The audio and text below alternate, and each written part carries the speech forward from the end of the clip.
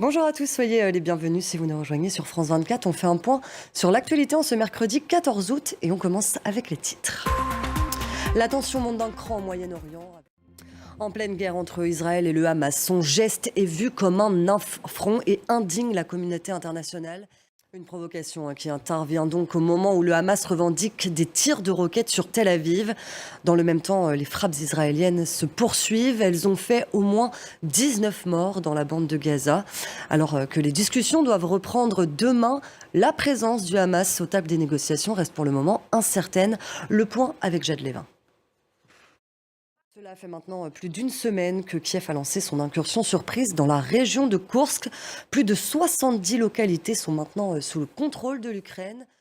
En Grèce, la situation semble s'améliorer. Les pompiers continuent de progresser dans leur lutte contre les incendies qui ravagent la banlieue d'Athènes. Malgré tout, les flammes ont dévoré plusieurs milliers d'hectares de végétation et ont fait une victime. Le point avec Lionel Feuerstein. On en vient maintenant à la situation au Bangladesh. Un tribunal de Dhaka a demandé une enquête contre l'ancienne première ministre Sheikh Hasina. Elles mesurent à peine 2 mètres carrés et bien souvent n'ont pas de fenêtres.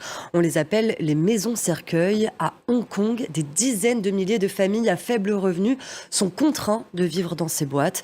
Eh bien, le gouvernement, critiqué depuis des années pour sa gestion de la crise du logement, veut enfin débarrasser la ville de ces mini-appartements insalubres. Direction maintenant l'Afrique où la crainte monte face à l'épidémie de Mpox, plus connue sous le nom de variole du singe. Eh bien cette année, les cas ont augmenté de 160% comparé à l'année 2023. L'Agence de santé de l'Union africaine a déclaré une urgence de santé publique. C'est le plus haut niveau d'alerte de l'organisation. Les explications de Jade Lévin. C'est la fin de cette édition. Restez avec nous sur France 24.